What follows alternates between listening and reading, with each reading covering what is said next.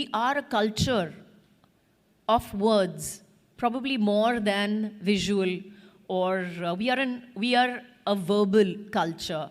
We remember what our parents and our grandparents have taught us because they've been telling us. So they have passed the stories down, passed the traditions down to us as children.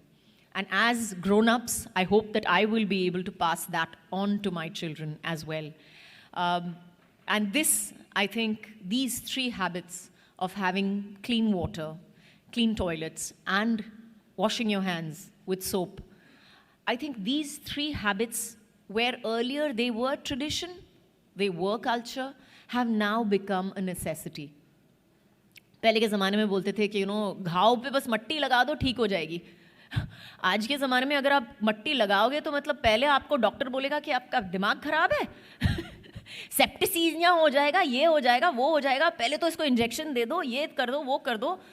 तो I think तो जैसे कहते हैं कि मिट्टी बदल गई है, पानी बदल गई है, पानी बदल गया है, हवा बदल गई है, दुनिया बदल गई है. और जो पहले ज़माने में एक आदत हुआ करती थी, आज के ज़माने में एक ज़रूरत है. Today we can change our habits and change our country because of that. And like I said before, why am I here? I think because the next generation is important. And I saw this amazing video on YouTube. I don't know whether I put it out on Twitter or not, but I saw this amazing video where this 13-year-old stood up on stage and she talked about what her world was like versus what our world is like today. And she said where, y'all could go freely and play in the mud whenever you like. Today we don't have that much mud to play around in. And the mud that we have is dirty and has too many germs for us to even think about it.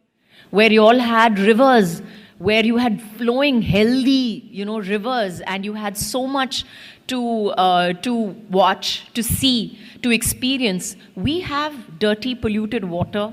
We can't even see a river in places. So I think that's why I am here today. I am here for the next generation.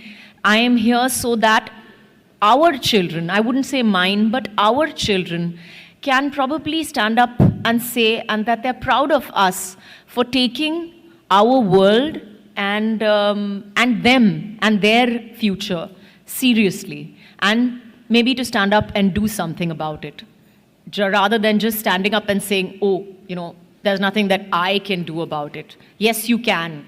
Every one of us can stand up and take just that little bit of social responsibility and stand up and say, okay, I may not be the richest man in the world, or I may not be the most influential man in the world, but at least I can influence my own environment and I can influence the people around me to better habits. And really, it's honestly simple. That's one of the things that I did at home. Just to give you an example. So we have servants from all over the country who come and stay with us, obviously.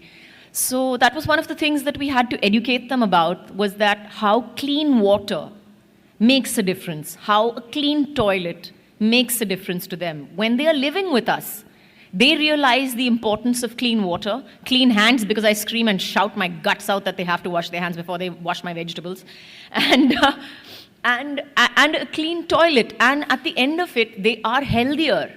They rarely fall sick for that very reason. And they're going to go back. And they're going to go back to their villages and to their families. And they're going to go back with these habits to say that, okay, हम देखो हमारी सेहत कितनी अच्छी हो गई है वहाँ पे. हम तो बीमार ज़्यादातर पड़ते ही नहीं हैं क्योंकि हम ये सब चीज़ें करते हैं. अब हमें घर पे भी ये करना चाहिए. So that is just a small change. That's just a small thought process change that we have affected, that I have affected, and I'm sure a lot of people have affected in their homes and lives. And I think that's where we came up with the playing billion idea as well.